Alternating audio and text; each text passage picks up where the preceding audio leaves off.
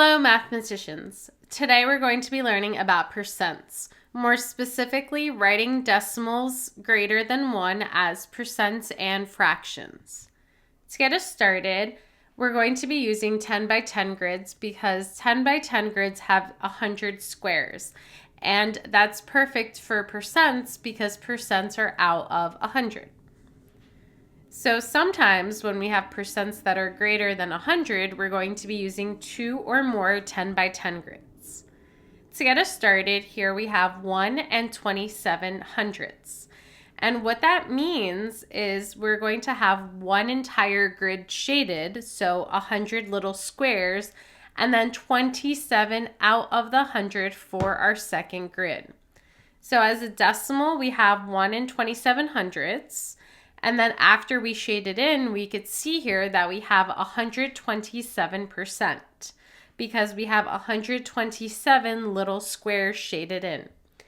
As a fraction, this is going to be 1 and 27 over 100 because we have one entire grid shaded in. And then for our second grid, we have 27 out of 100.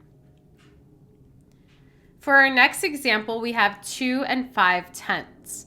Now, because we have 2 and 5 tenths, we're going to add a 0 at the end so that we have 2 and 50 hundredths, which is still equal to 2 and 5 tenths, but this makes it easier for us to model with our grids that are out of 100.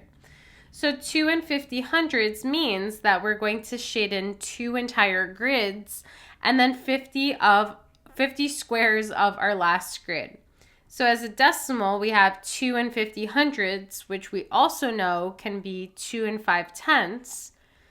As a percent, this is going to be 250% because we have 250 of these little squares shaded in out of our grids.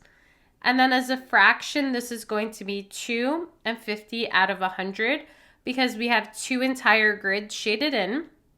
And then for our last grid, we have 50 out of 100 squares shaded in. We could also take this mixed number and simplify it by dividing our numerator and our denominator by 50, which is the biggest number that goes into 50 and 100. So 50 divided by 50 is equal to 1, and 100 divided by 50 is equal to 2. So as a mixed number, this simplifies to 2 and 1 over 2. Next, we have 3 and 4 hundredths. So that means we're going to shade in 3 entire grids, and then for our last grid, we're going to shade in 4 out of 100.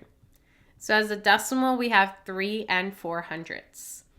As a percent, that's going to be 304%, and that's because we have 3 entire grids that are shaded in, and each grid has 100, so we have 300 squares shaded in. And then for our last grid, we have 4 shaded in, so that's 304%. And then as a mixed number, this is going to be 3 and 4 over 100 because we have 3 entire grids shaded in. And then for our last grid, we have 4 shaded in out of 100. We can also simplify this, and the biggest number we could divide 4 and 100 by is 4. We leave the whole number the same, but 4 divided by 4 is equal to 1, and 100 divided by 4 is equal to 25. So we have 3 and 1 out of 25. Finally, we have 1 and 8 tenths. However, because our grids are out of 100, we're going to add a 0 at the end so that we have 80 hundredths. So this means we're going to shade in one entire grid and then 80 squares out of the 100 for our second grid. That means that as a decimal, we have 1 and 80 hundredths, or we could say 1 and 8 tenths. As a percent, this is 180% because we have 180 of these little squares shaded in our grids.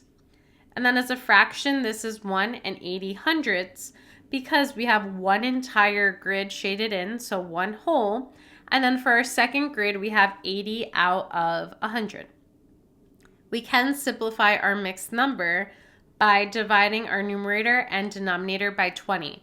And that's because 20 is the biggest number we could divide our numerator and denominator by. So our whole number stays the same, but 8 divided by 20 is equal to 4, and 100 divided by 20 is equal to 5. So our mixed number is 1 and 4 over 5.